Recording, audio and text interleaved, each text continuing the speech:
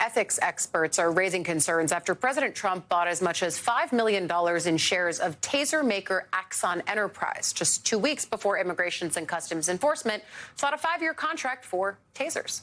Federal disclosures filed in May show Trump purchased between $1 million and $5 million worth of Axon stock on February 10th. And then on February 24th, ICE posted a notice seeking nearly 18,000 new tasers with specifications that appear to, surprise, surprise, only match Axon products. While no contract has yet been awarded and there's no evidence that Trump was involved in or had knowledge of the procurement process, this is just the latest example of a possible conflict of interest the president has found himself in while in office. I want to bring in Democratic Congresswoman Andrea Salinas of Oregon. She's introducing new legislation that would prevent a sitting president from profiting off insider trading. And look, there's several of these kinds of pushes happening, right? There's the no stock trading in Congress piece that there's questions about if it should include the president and vice president. That's bipartisan.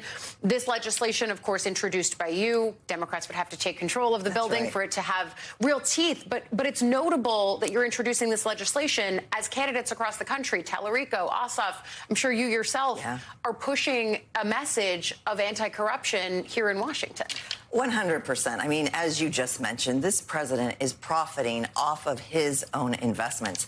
And whether it's the Warner Brothers, Paramount merger or Palantir, who's also up for tons of contracts, this president has already made about $1.5 billion by insider trading and these what are very specious ideas for investments that the federal government is involved in. So even the mere fact that it looks bad and it looks illegal should be reason to plug this hole. And so, yes, this bill would essentially just tax them at 100% of capital gains. Yeah.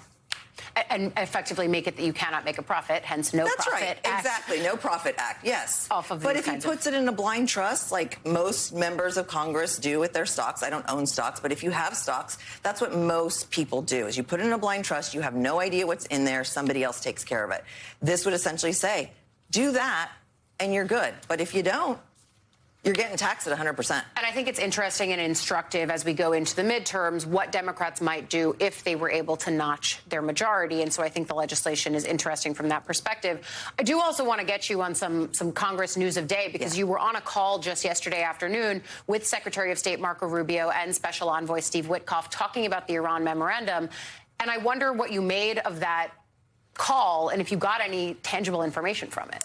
Well, I mean, I seriously think it was just an attempt to cover their bases, given Congress has already, the Senate and the House, passed war powers resolutions to say, we need to tell you whether or not you go into Iran or you help out with Lebanon or all these things. So I think that was part of it. Rubio admitted this was just the MOU is a negotiation to negotiate an actual settlement and an agreement. So it's kind of a nothing burger. And then at the end, they admitted that they allowed 60 days of Iran to sell oil and that those oil revenues and profits are going to the terrorist regimes in Iran. So this is a debacle of their own making. Democratic members basically said it out loud. They repeated it. And so nothing new here. But my understanding, too, is that Republicans pressed them on that call as well.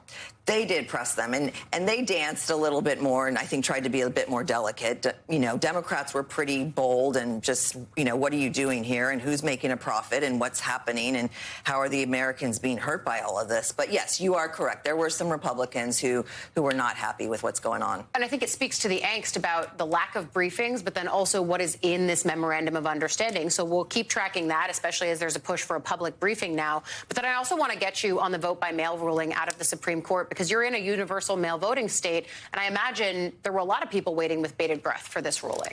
100%. Oregon has been voting by mail for over 30 years. And that is the only way we vote. We do not have polling, poll places.